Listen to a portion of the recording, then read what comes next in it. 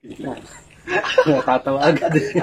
So, ayan, yo mga Popsi. So, welcome sa ating YouTube channel. Ako nga pala si KadsPH and meron tayong nakitang video sa YouTube, no? Hindi sa akin, sa iba nating ka-vloggers na video. So, ano nga ba ang kinalakas ng R3 sa 300 SR?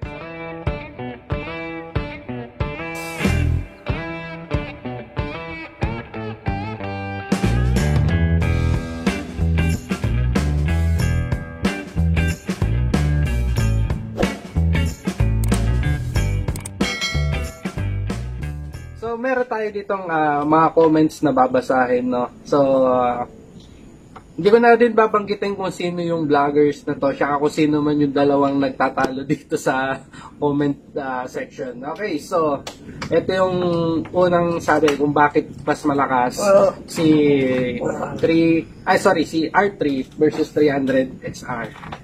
So, Pero meron hindi lang R3 siya hindi lang 300 SR yung nabanggit dito sa comment na to. So, ito yung una. basahin natin. Yan, basahin natin. Boss, mas malakas pa yan kaysa sa Yamaha R15. So, ayan nagbanggit siya R15. Iwan ng R15 dyan sa 300 SR. Pero, sa Yamaha R3, katapat niyan. Iwan yan sa R3. So, sinabi niya na iwan daw yung 300 SR sa R3. Okay. So, ito yung may sumagot doon sa comment. Sabi niya, 2-cylinder po kasi yung R3, kaya mas malakas. So, para malaman natin is, lagi naman ganun. Reality, lagi naman kapag mas maraming cylinder is, mas makapag-produce ng more horsepower. Okay. Pero kasi depende pa rin naman eh. Meron kasing 2-cylinder pero mababang cc. Yes. Unlike doon sa mga line 4, example natin is CB400. 400cc lang siya pero 4-cylinder. Yes. Yan. Meron naman din mga 4-cylinder na single lang at meron ding 2-cylinder na 400. Tama? Ayan. So, tuloy tayo. Ang sagot nung isa, wala sa cylinder yan. Nasa horsepower yan. Which is, totoo din naman. Mas mataas na horsepower, mas malakas. Yes. Tama ako? Yes. Tama. Pero tuloy pa tayo. Ayan. Ang sagot naman niya, yung sagot ng isa. Kaya nga mas malakas yung horsepower niya. Kasi 2-cylinder. Tama ba yan? Tama rin daw, ha? So, ano to guys, reaction lang namin, ha? Hindi kami opinion yan, hindi kami expert guys, ha? Hindi kami expert. So, base lang to sa mga experience lang din namin. Tsaka doon sa mga nababasa. Yan, okay. Tama, no hate, ha? No hate, guys. Okay, so continue tayo. Ang sagot ulit nung isa, ha? Sagot nung isa, hindi po dahil sa 2-cylinder yan. Katulad nito, eto, meron na naman siyang binanggit. Sa KTM Duke 390, meron siyang 42 horsepower and 373.2 cylinder. Then, single cylinder. Tama? Single cylinder lang siya. Hindi, sige, tuloy. Ano mo na lang, edit mo na lang na, CC po yun, hindi cylinder. Okay. Hindi, tama din naman. Kaya nga sabi ko sa inyo, dapat sumama to eh. Kung sino man yan nasa behind the camera, dapat sumama yan eh. Guys, comment down below para sa may-ari nitong motor na to.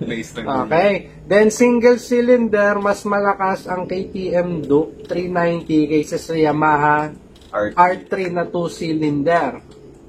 Which is, tama ba? Tama. Okay, tama. Oh. Ito pa yung sagot niya doon sa isa. Ito din medyo natawa ako. May alam mo ka ba sa motor? Boss, bakit di mo alam yan? Medyo maangas. Mainit. Usapan nila. Okay, tuloy tayo. Sinabi ng isa. Rumibat. Flip top na lumabas dito. Ito sagot. Okay. Sabi nung isa, 300cc na kasi yun, pre. Kahit single yun, yung 300 SR, ay kalaga lang, para malinis yung binasa ko ha. Kahit, ayan na, 390 daw kasi yung KTM Duke na cylinder. kahit single yon, okay? So ito, yung 300 SR at R3 parehas silang 300cc category.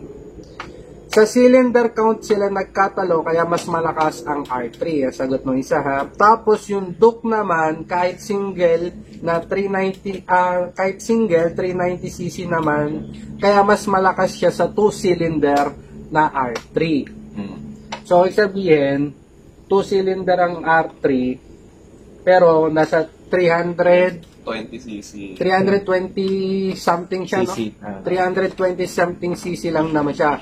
Na ikinumpara niya sa 390cc na single cylinder which is the Duke. Okay? Duke.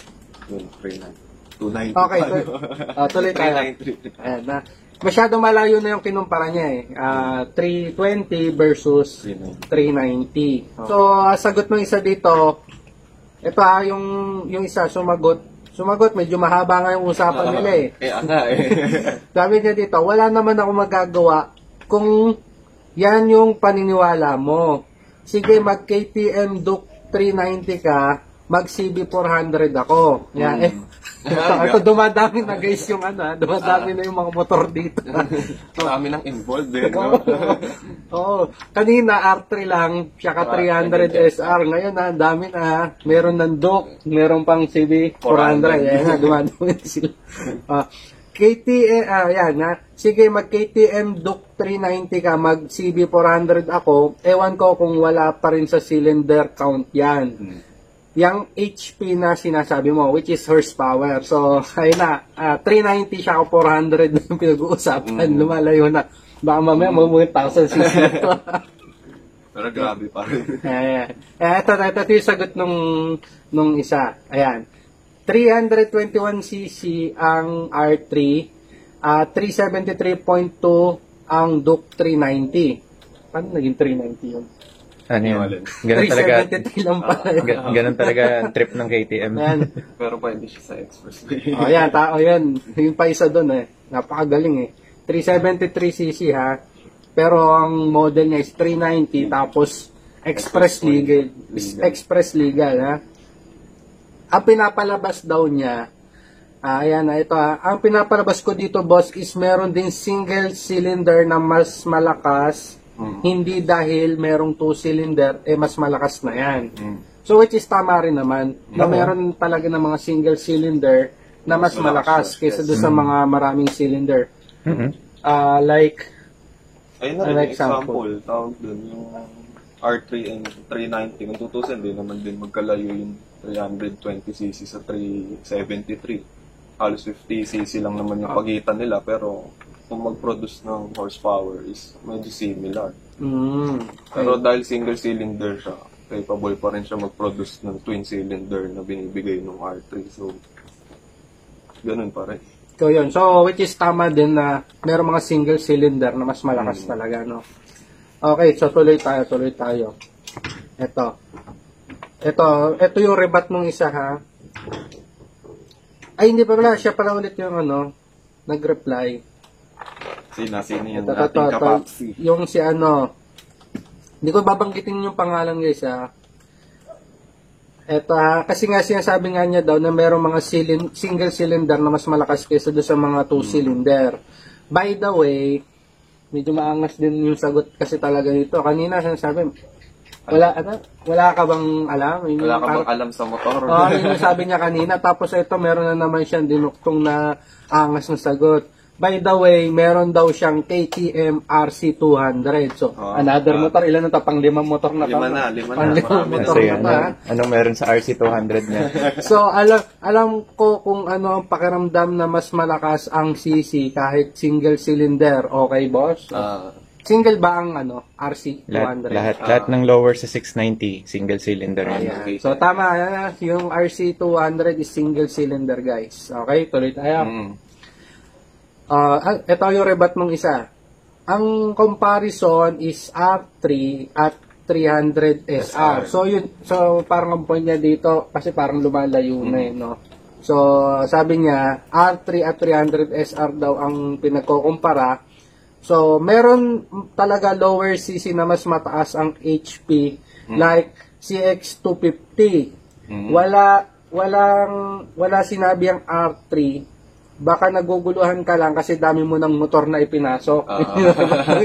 Pero nagpasok din naman siya ng another motor. So, pang-anim to. CX250. Anim na motor na guys. Natin, guys. Dami ng motor dito. Anim na. Okay. Tapos, ito pa. Dinuktungan pa niya. Hindi pa rumibat yung isa. Ganito na lang, boss. Total, mukhang expert ka naman. Explain mo na lang sa akin bakit mas mataas ang horsepower ng R3 versus 300 SR. Whereas, same 300cc category sila. Okay, so rumibat yung isa. Rumibat na. Sabi niya, CX250R, not CX250. Sorry, mali pala. CX25R, not CX250. Pero, ibig sabihin, naintindihan niya. So, masyado siyang technical. Kailangan talaga tama, pati yung mga point sa CC. Okay, so, yun lang yung comment namin. So, sabihin, technical. Feeling pro. As in, yun lang masasabi ko. Feeling pro. Kung gusto niya ng karera, pwede niya mahamunin. May nagam. Gamitin niya yung RC200 niya. Full power pa niya. Tingnan natin kung lalamang siya. Ito na, tuloy natin. Tama naman din siya. Hindi nga naman CX250, which is ang tama talaga model is CX25R. Yan. And mas malakas talaga yan kasi 52 horsepower. So ayan, narinig na naman natin yung horsepower niya. Yan kahit 249cc lang yan. Inline 4 yan eh. Tama ba? Tama. Yan, inline 4. Yes. So, sabi niya dito, doon tayo sa 2-cylinder at single-cylinder, boss. Iniiba mo usapan inline 4 na tuloy yan. So, anong pinagkaiba nun na pumunta na siya sa 4-cylinder tapos pinaglalaban niya na yung single malakas sa 2-cylinder. So, yung 4-cylinder, hindi mo na pwede i-compare sa 2-cylinder. Na nag-times 2 lang naman din ulit yun. Para sila magulo mag-usap. So, yung ano ba talaga, kasi kanina parang sinasabi niya na wala daw sa cylinder count. Pero sinasabi niya dito naman yun na inline 4 na yan eh. So, sabihin 4-cylinder na yon. So, parang sinasabi niya dito na ibalik natin yung usapan kasi 4-cylinder na yan. Kumpara niya, ilang horsepower ang CB400? 400cc. Ilang horsepower yun compared sa ZX25? Ilang horsepower din yun? Doon siya bakit malakas yung ZX25? Mataas ang horsepower output niya kumpara sa CB400 na 400cc na almost twice na nung cc. Tapos parehas din silang 4-cylinders. Pero ba't maliit yung isa pero ang taas ng power? So, anong ibig sabihin nun? Bakit may ganong discrepancy na sa cc pero ang lakas ng power ng isa? So, sa bagay, parehas yun. 4-cylinder parehas na, no?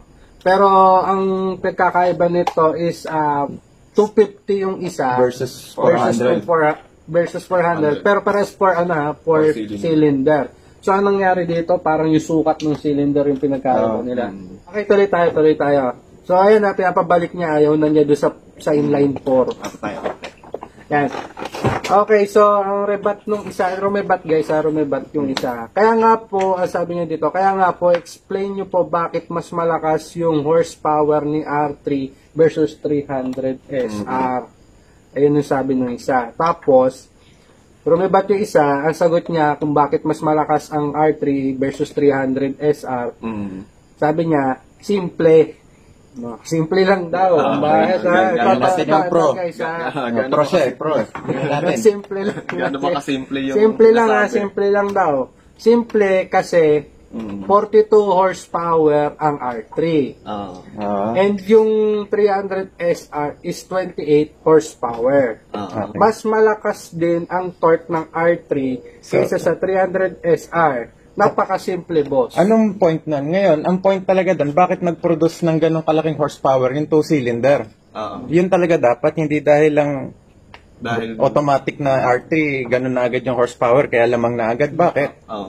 Kasi kung gagawin rin naman nila na single-cylinder R3, more probably na halos parehas din sila ng output ng horsepower kung gano'n ang mangyayari. Pero dahil twin-cylinder kasi siya. Merong rason lagi dyan kung bakit lahat ng mga KTM single-cylinder pero ang tataas na horsepower. May rason yan. Hindi porket na lamang sa horsepower, lamang ka na sa lahat. Hindi rin ganun. So, yun. So, wala nakaduktong pero yun na yung huli guys eh. Yun yung huling rebat eh. Pero, I don't think na nasagot niya yung Hindi, tanong siya mismo gumulo doon sa kung bakit naging mas mataas yung horsepower. dahil 2-cylinder, diretsuin na natin. 2-cylinder eh. Ano pa ba?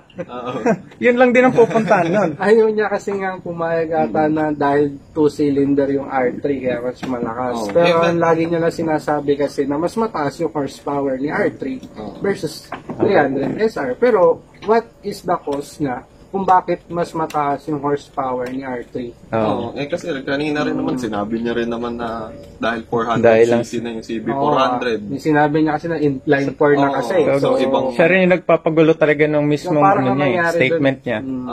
So parang nangyari doon sa inline 4, parang ayaw niya na din sagutin eh. Kasi bakit? Dahil sobrang dami na ng cylinder, kaya automatic. Okay, lamang niyan, marami ng cylinder. So, parang ganun din eh. Kasi sinabi niya na ang inline 4 ng CB400 is ibang usapan na compared dun sa mga single cylinder. So ayaw niya nga lumayo doon sa single tsaka sa 2-cylinder eh. Tsaka yung horsepower ng ZX25, masyadong mataas yung binanggit niya. Hindi ganun ang horsepower ng ZX25. Baka iba yung na-search niya. So, ano siya, nagpapakateki na feeling pro. Yun lang talaga masasabi ko. So, kuya, kung tingin ko, ilang taon ka na palang ba nagdadrive ng motor?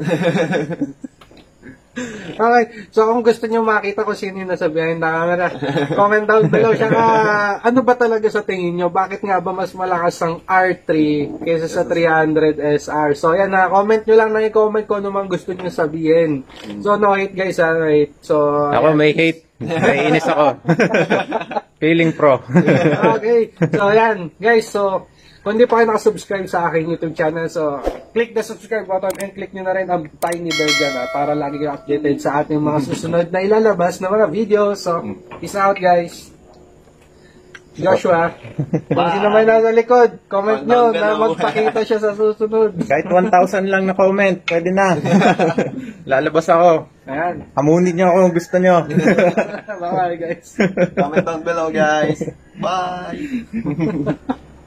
So, ano ba pag-uusapan natin sa susunod? Click 125 at click 150. Sakto. Dahil nandito na lang motor ng kanyang biyena.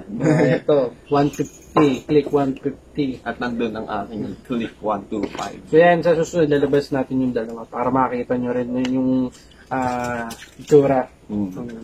Kung ano ba mga pinagkaiba, kung worth it pa na magkaroon ka ng 150 or 125. Pero hindi naman pinangkakarera yung dalawa, diba? Wala. Hindi lang pinangkakarera. Daily use lang tayo. Daily use. Mukha lang pinangkarera. Huwag niyo na po pansinin yung pudpud sa gulong. Pamalengke lang po. So, alamin natin kung ano mas okay kung sa daily use ba, kung mas practical, kung ano bang mas okay sa road, ganyan, gas consumption. Alamin natin yung susunod natin.